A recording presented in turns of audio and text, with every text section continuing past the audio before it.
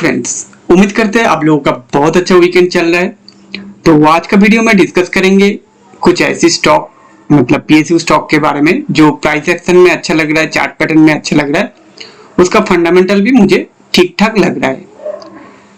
और PSU stock बहुत अच्छा ऊपर भागा था, अभी कुछ रिट्रेसमेंट आया है। तो आने वाले 4-5 साल के लिए मैं ये स्टॉक में इन्वेस्टमेंट करने का मेरा प्लान है।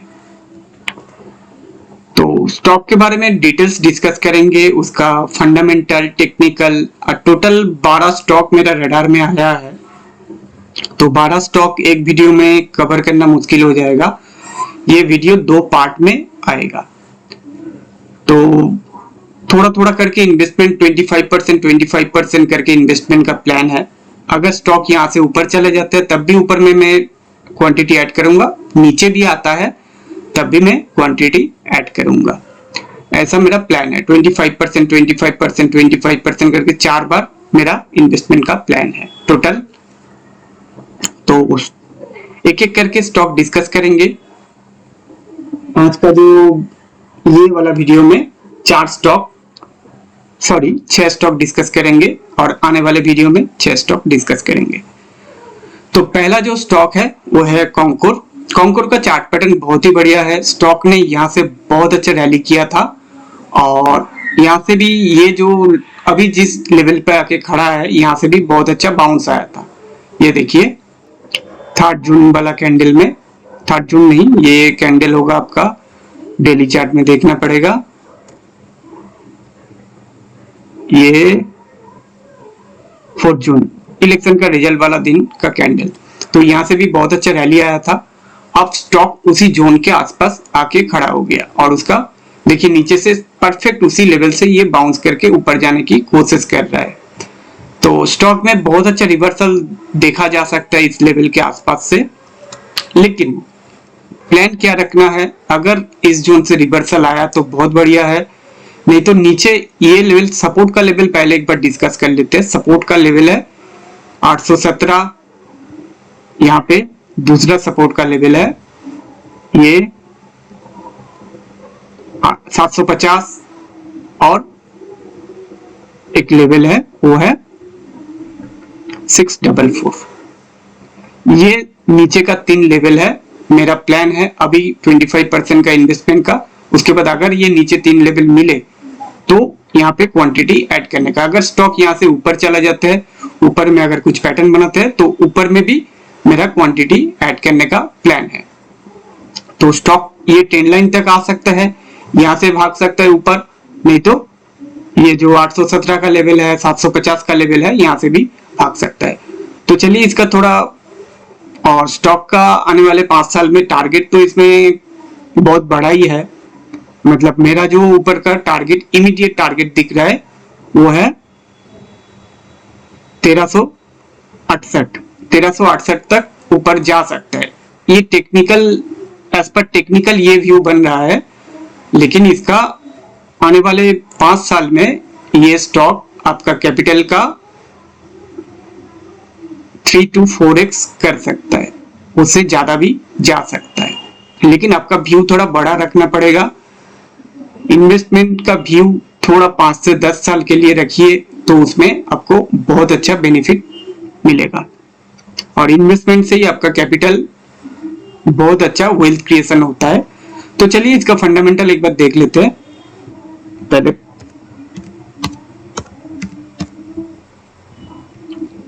देखिए स्टॉक का जो फंडामेंटल है लॉजिस्टिक में आता है।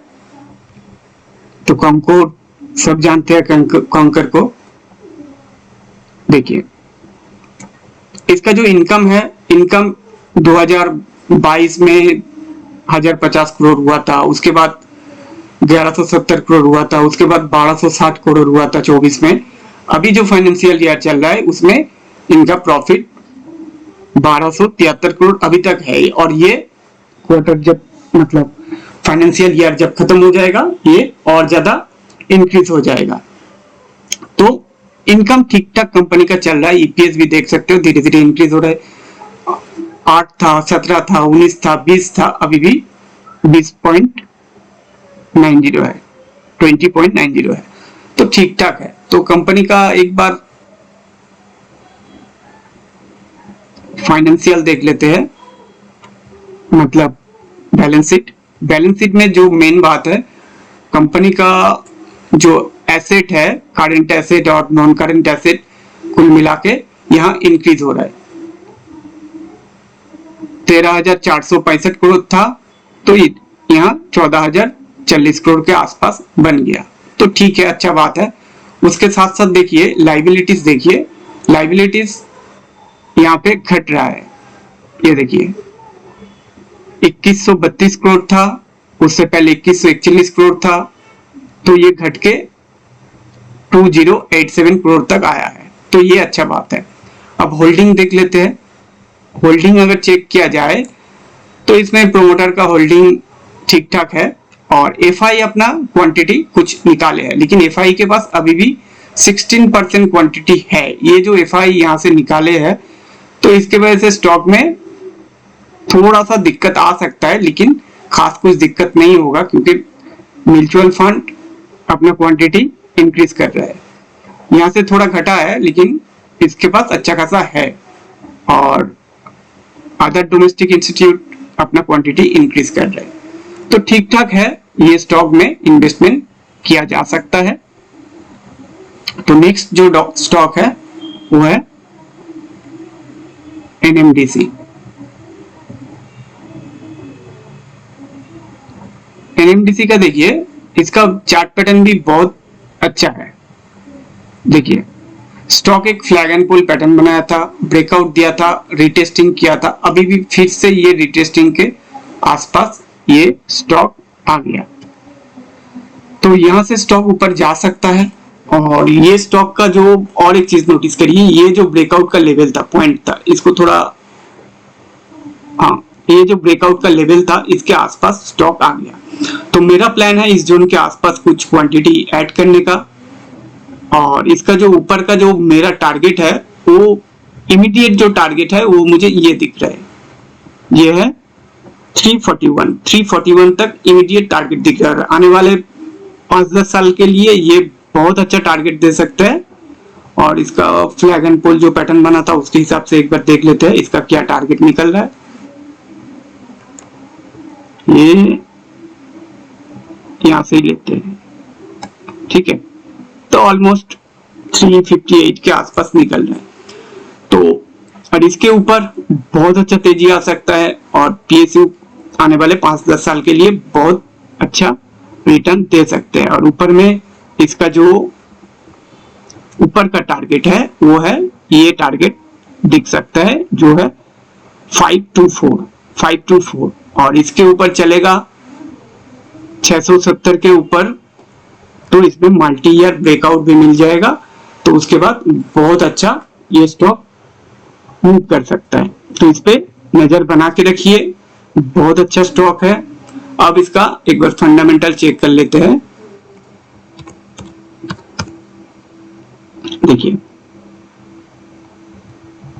एनएमडीसी माइनिंग कंपनी है, और इसका बैलेंस शीट देखिए, लाइबिलिटीज थोड़ा इंक्रीज हुआ है, 7,300 करोड़ था, 9,900 करोड़ हो गया। और इधर देखिए एसेट भी इंक्रीज हुआ, एसेट देखिए 29,952, मतलब मान लेते 30,000 था, इधर 35,600 हो गया, मतलब कंपनी का लाइबिलिटीज इंक्रीज हुआ है, लेकिन करंट एसेट भी इंक्रीज हुआ है, मतलब कंपनी कुछ अपने लिए कुछ खरीदे है, तो ठीक है, इसमें कोई दिक्कत नहीं है। एक बार इनकम देख लेते हैं, कंपनी का इनकम क्या चल रहा है। इनकम देखिए इसका, यहाँ तो 2022 में तो बहुत बढ़िया इनकम आया था 13,000 करोड़, उसके बाद 7,600, 7,900, अभी जो मतलब फाइनेंशियल ईयर चल रहा है इसमें 8,300 करोड़ इनकम ऑलरेडी हो चुका है। और सॉरी इसका जो 9,400 था 22 में, उसके बाद 5,600, उसके बाद 5,500, अभी जो फाइनेंशियल ईयर चल रहा है 5,800 इसका इनकम ऑलरेडी हो चुका है, और ये आने वाले दिनों पे जब ये खत्म होगा फाइनेंशियल ईयर, ये इनकम और भी इंक्रीज हो जाएगा। ठीक है, ईपीएस भी देखिए धीरे धीरे इंक्रीज हो रहा है, 15 था, 19 था, अभी 20 हुआ है, तो इनकम ठीक ठाक ही है। अब थोड़ा होल्डिंग देख लेते हैं। देखिए एफआई अपना हिस्सेदारी इसमें इंक्रीज कर रहा है, ये बहुत अच्छा बात है। देखिए ऑलमोस्ट 10% के आसपास था, 12% गया, 12.60, अभी 12.76 इंक्रीज कर रहा है। प्रोमोटर का होल्डिंग 60% है, ठीक ठाक है। और उसके बाद म्यूचुअल फंड देखते हैं। म्यूचुअल फंड हल्का क्वांटिटी डिक्रीज किया है, 2-2.5% के आसपास। अब देख लेते हैं अर्थात डोमेस्टिक इंस्टीट्यूट, ये भी अपना हिस्सेदारी निकाले हैं। तो एफआई इंक्रीज कर रहा है, अच्छा बात है, तो इसमें भी इन्वेस्टमेंट किया जा सकता है। और इसका जो लेवल है वो भी एक बार डिस्कस कर लेते हैं। ये बहुत अच्छा लेवल है, 194 के आसपास। अगर 194 ब्रेक होता है तो मेरा दूसरा जो प्लान है इस लेवल के आसपास कुछ क्वांटिटी ऐड करने का, 175 के आसपास। ये बहुत अच्छा लेवल है, ठीक है। उसके बाद नेक्स्ट जो लेवल है वो है 161 के आसपास। तो ये लेवल, 3 लेवल अगर यहाँ मिलता है, यहाँ मिलता है, यहाँ मिलता है, मैं कुछ कुछ अपना क्वांटिटी इंक्रीज करूंगा। चलिए अब देखते हैं आरबीएनएल। बहुत प्यारा मूव किया ये स्टॉक और आने वाले दिनों में भी कर सकता है। इसका एक बहुत प्यारा फ्लैग एंड पोल पैटर्न बना है जिसका टारगेट ऊपर में बन रहा है 901। स्टॉक का सपोर्ट का लेवल 498, जहां से स्टॉक अभी रिवर्सल किया है। दूसरा जो सपोर्ट का लेवल है 426 और तीसरा है 346। ये जो लेवल है, इस लेवल के आसपास मेरा क्वांटिटी ऐड करने का प्लान है और अभी भी कुछ क्वांटिटी लेने का प्लान है। तो इसमें भी बहुत अच्छा मूव कर सकता है ये स्टॉक। और ये स्टॉक भी बहुत अच्छा रैली किया है, थोड़ा रिवर्सल आया है, अच्छा है। तो इसका फंडामेंटल एक बार चेक कर लेते हैं।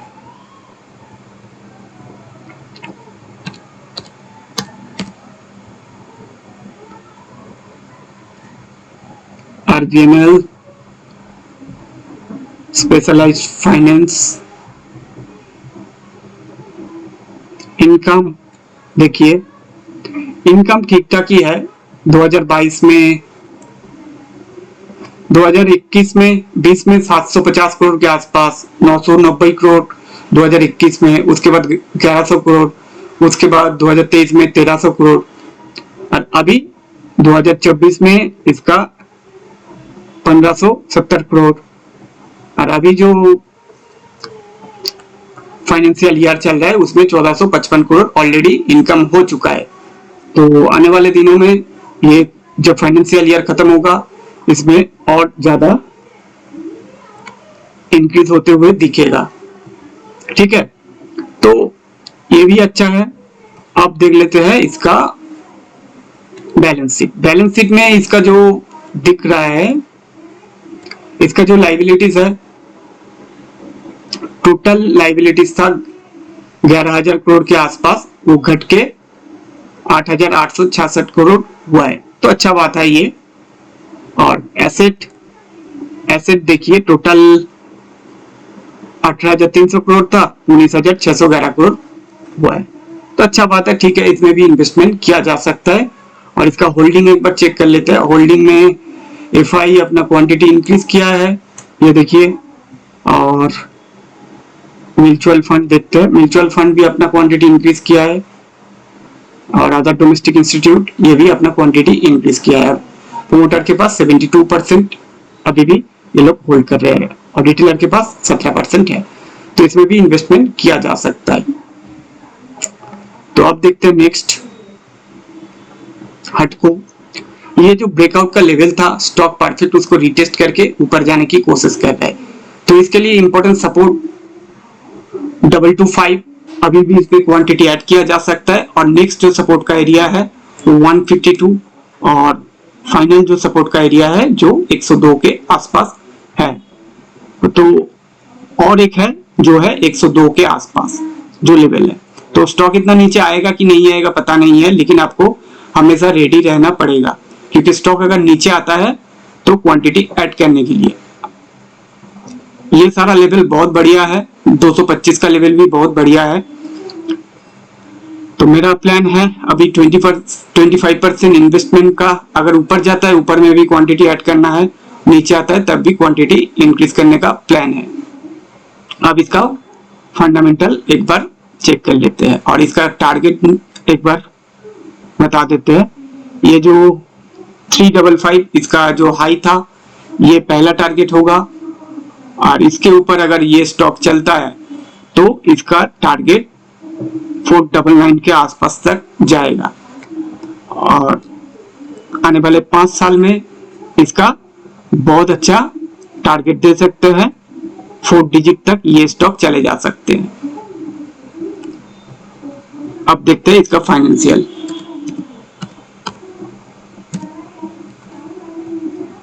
देखिए ये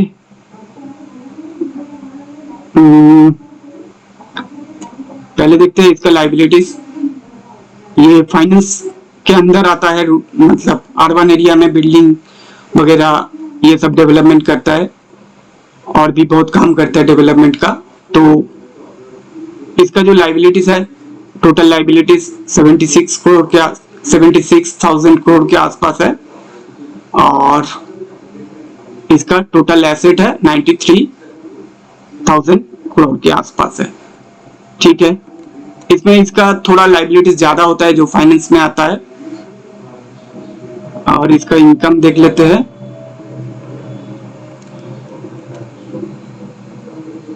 इनकम ये देखिए 2022 में 1700 करोड़ था, 2023 में भी 1700 करोड़ था, वहां से 24 में जंप करके 2116 करोड़ आया, और अभी ये जो फाइनेंशियल ईयर चल रहा है 2228 करोड़। मतलब इनकम ठीक ठाक है और इनकम इंक्रीज हो रहा है, ईपीएस भी इंक्रीज हो रहा है, देख सकते हो 8.57, 8.50, 10.57, अभी 11.13 है, तो ठीक ठाक है इनकम। इसका होल्डिंग एक बार चेक कर लेते हैं। देखिए एफआई ने अपना हिस्सेदारी इंक्रीज किया है। ठीक है, ये देखिए धीरे धीरे एफआई इंक्रीज कर रहा है, ये बहुत बड़ी बात है। और प्रोमोटर का होल्डिंग 75% है, ठीक ठाक है। म्यूचुअल फंड देख लेते हैं, म्यूचुअल फंड भी अपना हिस्सेदारी इंक्रीज किया है। और अदर डोमेस्टिक इंस्टीट्यूट ये ऑलमोस्ट ठीक ठाक ही है, ये ज्यादा कुछ इंक्रीज नहीं किया है, हल्का सा घटा है, तो इसमें भी इन्वेस्टमेंट किया जा सकता है आने वाले 5-10 साल के लिए। अब देखते हैं नेक्स्ट स्टॉक क्या है। नेक्स्ट है हिंद कॉपर। हिंद कॉपर का चार्ट पैटर्न बहुत ही प्यारा है। ये जो ब्रेकआउट का लेवल था उसको रिटेस्ट करने के लिए स्टॉक आया है, और रिटेस्ट करके ये ऊपर जाने की कोशिश कर रहा है। अगर थोड़ा चार्ट को बड़ा करके देखेंगे तो यहाँ से एक डब्ल्यू टाइप का पैटर्न भी बन सकता है। ठीक है, तो स्टॉक का इमीडिएट जो मुझे टारगेट दिख रहा है वो है 442, और ये भी, और उसके बाद 544, उसके बाद 646।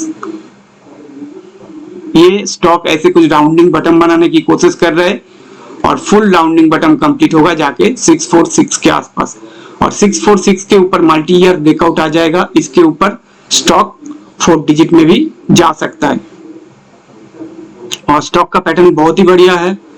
स्टॉक का सपोर्ट का जो लेवल है इंपॉर्टेंट, एक बार मैं डिस्कस करता हूँ।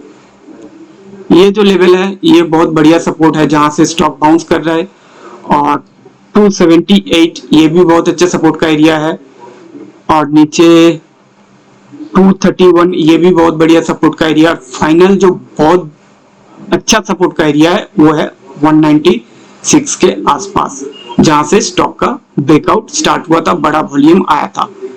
तो ये स्टॉक में भी धीरे धीरे इन्वेस्टमेंट किया जा सकता है, 25% करके। स्टॉक यहाँ से भी ऊपर चला जा सकता है, नीचे नहीं भी आ सकता है, लेकिन नीचे के लिए आपको हमेशा तैयार रहना है। ऊपर में अगर चला जाता है तो ऊपर में भी क्वांटिटी ऐड किया जा सकता है।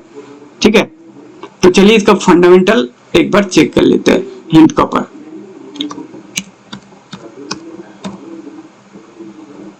हिंद कॉपर देखिए, हिंद कॉपर का फंडामेंटल ये भी माइनिंग के अंदर आता है, कॉपर माइनिंग के अंदर, और इसका इनकम देखिए धीरे धीरे इंक्रीज हो रहा है। 2022 में 370 करोड़ था, उसके बाद 290 करोड़ था 2023 में, उसके बाद फिर से 290 करोड़ 24 में। अभी इसका जो फाइनेंशियल ईयर चल रहा है इसमें इसका इनकम देखिए 361 करोड़ हो गया। मतलब ये जो 2 ईयर का जो एवरेज इनकम है उससे ज्यादा हो गया, और ये फाइनेंशियल ईयर खत्म होते होते इसका और भी आगे इंक्रीज हो जाएगा। अब देखते हैं इसका बैलेंस शीट, एक बार देख लेते हैं। ये है इसका बैलेंस शीट। कंपनी का एसेट इंक्रीज हुआ है, 3100 करोड़ था 3400 करोड़ हो गया। और लाइबिलिटीज देखिए यहाँ पे हल्का सा इंक्रीज हुआ है, नहीं सॉरी, हाँ यहाँ लाइबिलिटीज भी 1112 करोड़ था 1190 करोड़ हुआ है, 70 करोड़ के आसपास इसका लाइबिलिटीज भी इंक्रीज हुआ है। तो ठीक ही है, कंपनी का इनकम अच्छा आ रहा है। और इसका होल्डिंग एक बार देख लेते हैं, होल्डिंग का पैटर्न यहाँ भी देखिए बहुत अच्छी बात है, एफआई अपना क्वांटिटी इंक्रीज कर रहा है और प्रोमोटर के पास 66% होल्डिंग है, अच्छा बात है। और म्यूचुअल फंड अपना हिस्सेदारी बेच रहा है और अदर डोमेस्टिक इंस्टीट्यूट डीआई भी अपना हिस्सेदारी बेच रहा है, लेकिन एफआई यहाँ बुलिश है, एफआई इंक्रीज कर रहा है अपना क्वांटिटी। तो ठीक ठाक ही है, बहुत बढ़िया है, तो इसमें भी इन्वेस्टमेंट किया जा सकता है। और लास्ट स्टॉक जो है आज का लास्ट स्टॉक, और भी 6 स्टॉक है इरकॉन। तो स्टॉक अभी जहां पे खड़ा है बहुत अच्छा सपोर्ट का लेवल है, ये यहां से जहां से बाउंस किया है स्टॉक 215 का लेवल, और ऊपर में इमीडिएट जो टारगेट है वो 353 के आसपास दिख रहा है। और स्टॉक का रैली देखिए बहुत अच्छा रैली आया, उसके बाद थोड़ा रिट्रेसमेंट आया, अब स्टॉक धीरे धीरे चलने के लिए रेडी हो रहा है। इसके बाद जो इंपॉर्टेंट सपोर्ट का एरिया है वो है 176 और उसके बाद 132। ये सारा लेवल पे मेरा प्लान है कुछ क्वांटिटी इंक्रीज करने का। और ऊपर में 353 दिख रहा है टारगेट, इमीडिएट टारगेट जो है, और आने वाले 10 सालों में ये स्टॉक भी आपका 500 तो वो आराम से जाएगा और उसके ऊपर 4 डिजिट भी जा सकता है। ये तो हो गया टेक्निकल एनालिसिस। अब देखते हैं इसका फंडामेंटल।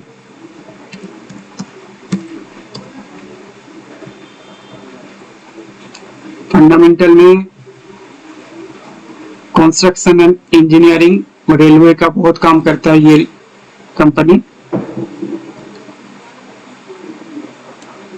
देखिए कंपनी के पास लाइबिलिटीज इंक्रीज हुआ है, 10,300 करोड़ था 11,500 करोड़ हुआ है, ये इंक्रीज हुआ है। अब एसेट देखिए, एसेट भी यहाँ इंक्रीज हुआ है, ठीक है, एसेट भी इंक्रीज हुआ है, तो ठीक ठाक है।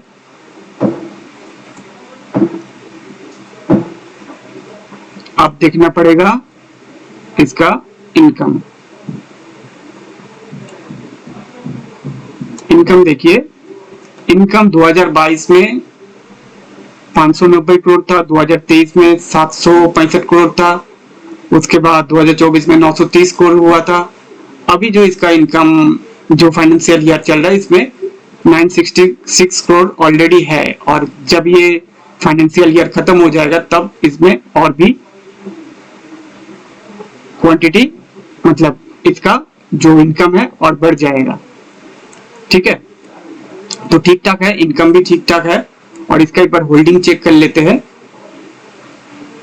होल्डिंग देखिए, एफआई अपना कुछ हिस्सेदारी बेचा है और प्रोमोटर के पास 65% क्वांटिटी है।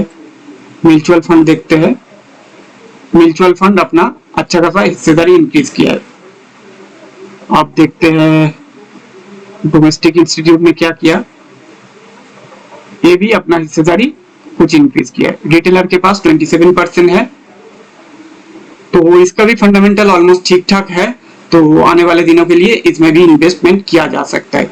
ये टोटल 6 स्टॉक का एनालिसिस मैंने किया है। और भी 6 स्टॉक का एनालिसिस करेंगे जो इस वीडियो का पार्ट 2 में आएगा। तो ये स्टॉक मुझे अच्छा लग रहा है, जो लेवल से ये स्टॉक बाउंस कर सकता है, जहां जहां एवरेज किया जा सकता है, सब कुछ डिस्कस किया है। ये मेरा प्लान है और मेरा व्यू है, मेरा व्यू 100% गलत भी हो सकता है। आप किसी भी निवेश से पहले आप अपना फाइनेंशियल एडवाइजर से जरूर बात कर लीजिए। और इस वीडियो के द्वारा दी गई सारी जानकारी एजुकेशनल पर्पस के लिए है, आपको कोई बाइंग सेलिंग का सजेशन या रिकमेंडेशन कुछ भी नहीं है, ये सिर्फ एक एजुकेशनल पर्पस के लिए है। और इस वीडियो से आपका एनालिसिस में थोड़ा बहुत हेल्प होता है तो वीडियो को प्लीज लाइक करिए, कमेंट्स करिए, अपना फ्रेंड्स के साथ शेयर करिए। और कैसे लग रहा है ये टेक्नो फंडा एनालिसिस तो प्लीज कमेंट्स पे बताइएगा। अगर अच्छा लगता है तो बोलिएगा, और भी हम लोग दूसरा वीडियो का टेक्नो फंडा एनालिसिस करेंगे जिसमें टेक्निकल भी रहेगा, फंडामेंटल भी रहेगा। तो आज के लिए इतना ही, मिलता है नेक्स्ट वीडियो में, बाय।